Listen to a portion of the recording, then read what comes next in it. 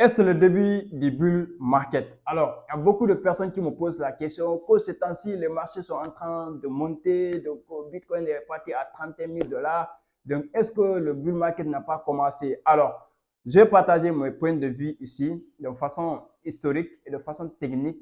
Donc, comment moi je vois le marché et je vais vous partager mes opinions personnelles. Je ne veux pas dire que c'est forcément ce qui est vrai, mais quand même, donc, dans cette vidéo, j'essaie de partager ce que je connais pour que vous ne puissiez pas laisser emporter par le FOMO. Alors, si vous venez de me découvrir au travers de cette vidéo, mon nom c'est Youssouf Diaby, je suis crypto-investisseur, je suis trader, je suis auteur d'un livre intitulé L'esprit d'un crypto-millionnaire et je suis formateur, je suis le CEO aussi de Eagle Trading Academy, une nouvelle académie qu'on vient de créer aussi, donc pour partager notre expérience des marchés aux autres. Donc ici, dans cette scène, on parle de l'entrepreneuriat, on parle de business et on parle de trading en général et de l'investissement en crypto-monnaie. Donc si toutes ces thématiques te parlent, restez abonné, activez la cloche de notification pour ne pas manquer éventuelles vidéos que nous partageons le mardi et le vendredi chaque jour. Alors, après l'intro, on va entamer le sujet principal. La question qui suscite aujourd'hui sur l'Internet, est-ce que c'est le début du bull market? Est-ce que le halving n'a pas commencé? Ainsi de suite. Alors, historiquement, après l'intro, on va venir faire l'historique des marchés et ensuite se projeter pour avoir une probabilité de ce qui peut se passer. Parce que c'est ça, en fait, l'investissement et le trading en général. Alors,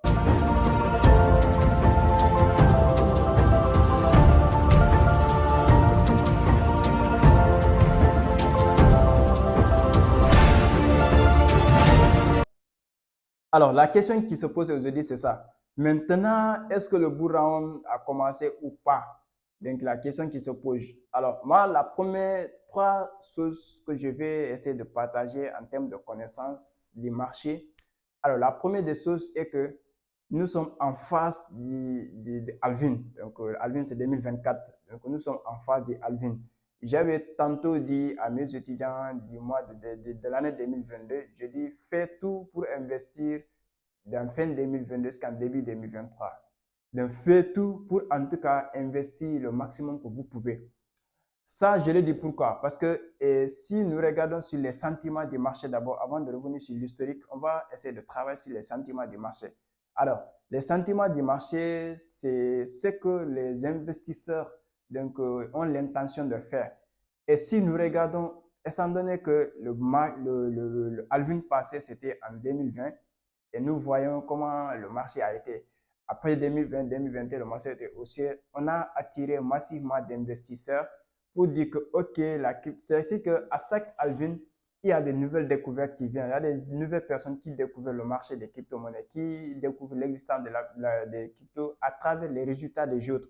Et si tel est le cas en 2021, que les gens se font beaucoup d'argent et beaucoup ont connu des personnes qui n'avaient pas beaucoup d'argent au départ, mais après le halving se retrouvaient avec des millions, ils commençaient à vraiment investir sur eux, sur des projets importants.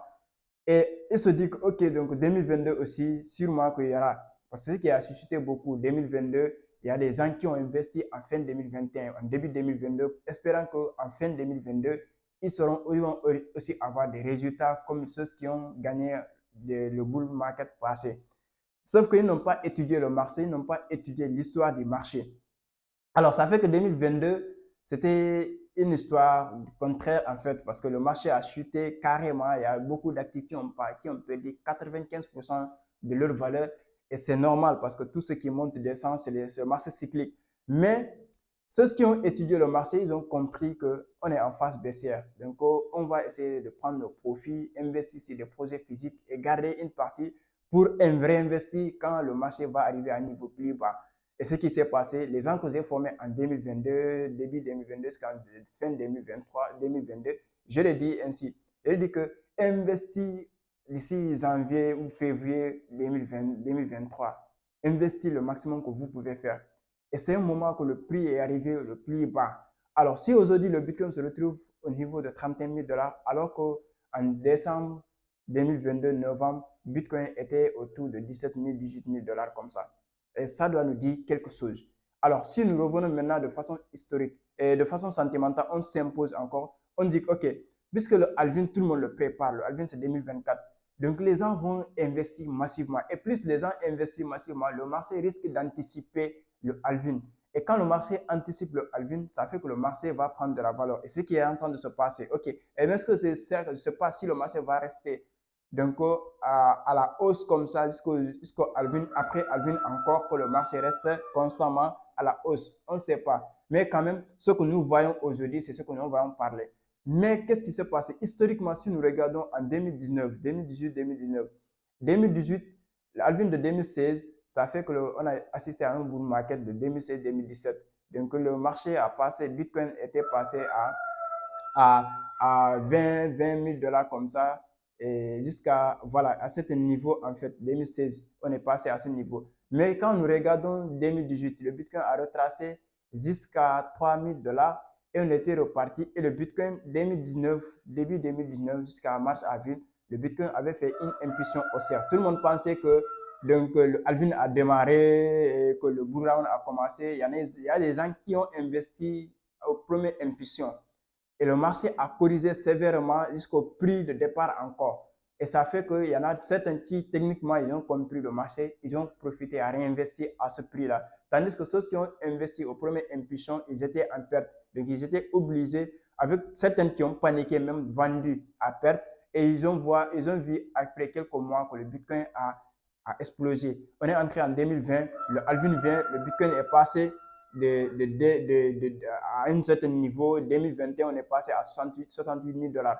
Donc, vous voyez, le même scénario peut se répéter cette année. Aujourd'hui, nous sommes au mois de juin. Donc, le Bitcoin est passé, disons le mois de juillet même, parce qu'on est en train d'entrer au mois de juillet.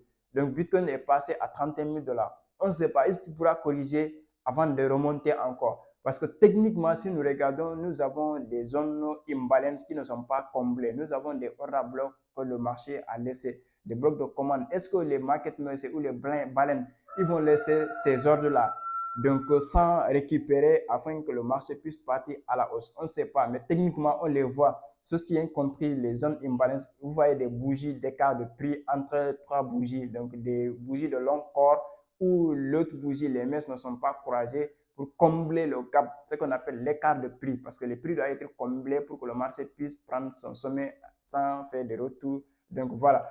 Mais bref, ça c'est l'historique technique que je viens de citer. Mais fondamentalement aussi, si nous regardons, donc, puisque les événements se succèdent, on sait toujours que le marché des crypto-monnaies, c'est un marché historique en fait. Tous les marchés sont historiques. Mais quand on regarde les cycles du marché, on se retrouve jusqu'à 2011 par exemple. 2011, 2012 qui était le premier halving, on voit 2012-2013 que le marché a pris une hausse donc très très importante. Et 2014, on a fait une correction sévère, c'est-à-dire la phase baissière du marché. Et 2015, on a accumulé, le marché a fait un rebond et retracement avant le halving de 2016. Et 2016-2017, on a fait une hausse donc où le Bitcoin est passé vraiment à un niveau supérieur. Et là, 2018, on a tracé à la baisse, c'était la phase baissière du marché, le cycle baissier du marché. Et fin 2018, début 2019, on a accumulé. Et 2019, on a fait une impulsion avant de corriger sévèrement. Et le halving arrive, le marché est passé à la hausse en 2020. 2021, on a atteint les 68 000 dollars. Alors, 2022, la même histoire se répète. Bitcoin a chuté jusqu'à perdre 95% de sa valeur. Et là, 2022, on est venu jusqu'à 17 000 dollars. Bitcoin à 16 000 dollars, même certains disent 15 000 dollars même.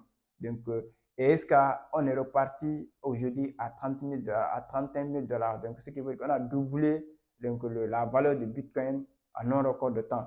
Donc, on ne sait pas. Mais si il suit les mêmes histoires, ce qui veut dire que Bitcoin pourra corriger d'abord avant de repartir. Et si Bitcoin corrige d'abord, tous les marchés vont corriger avant le halving. Et c'est ce qui est de façon fondamentale, on le voit, historique, technique et sentiment. Bon, ça, le sentiment de tout ça comme maintenant est lié à ses objectifs et sa connaissance aussi. Mais ce que je voulais dire par cette vidéo, c'est de ne pas vous laisser influencer par les émotions. Ne vous laissez pas influencer par le FOMO. Le FOMO, c'est quoi? C'est le fear of missing out, la peur de louper une opportunité. Et si vous n'avez pas investi au moment où le marché est en rouge, au moment où le marché et au plus bas profond du creux, le moment où tout le monde paniquait, vous ne devez pas investir quand tout le monde commençait à crier de joie que le crypto soit en train de monter. C'est parce que c'est vous qui va faire qu'eux, ils vont prendre le profit. Parce que le marché, c'est l'offre et de la demande. Et si au moment où il y a plus de demande et que toi, tu as acheté, et qu'au moment où il y a plus de demandes, toi, tu peux offrir. C'est ce que même le père des marchés financiers a dit, Warren Buffett. Au moment où tout le monde panique d'acheter une action, c'est en ce moment que lui achète, c'est en ce moment que les investisseurs intelligents achètent. Et au moment où tout le monde s'intéresse à une action, donc eux, ils vont vendre. Et c'est ça, ça se passe sur tous les marchés financiers. Alors, dans cette vidéo, j'aimerais que tu retiennes ça. Ne te laissez pas influencer par tes émotions. Faites des analyses techniques de façon concrète et suivez les événements qui se passent chaque moment pour pouvoir voir de façon fondamentale ce qui se passe et surtout les sentiments du marché. Parce que si regarde le sentiment du marché aujourd'hui, et je ne parle pas de sentiments techniques, mais de sentiments psychologiques en fait. Si tout le monde s'attendait au halving et que tout le monde achète en ce moment, il est fort probable que le marché fait un mouvement haussier. Parce que si moi je dis, OK, moi j'achète au plus creux, tout le monde dit, ah, c'est le moment d'acheter. Tout le monde a acheté, le marché va faire un mouvement. Maintenant, les baleines derrière, eux, ils peuvent vendre, acheter, parce qu'ils ont acheté le plus bas, ils peuvent vendre. Quand ils vendent, ils vont prendre le profit. Quand ils vendent, ça va faire que le marché va chuter fort parce qu'ils ont une puissance, ils sont puissants sur le marché. Ça va faire que le marché va chuter et ils vont pouvoir acheter encore plus bas. Donc, c'est à toi maintenant de voir de façon technique. Et ça, dans mes formations, j'espère que tu seras sensible de suivre la formation de la vague prochaine qui est en cours là pour ne pas louper les opportunités, les vraies opportunités des marchés financiers et surtout dans la crypto-monnaie. Parce que là, le 15 juillet, pour la dernière, bon, ça sera sûrement l'avant-dernière formation de 2023.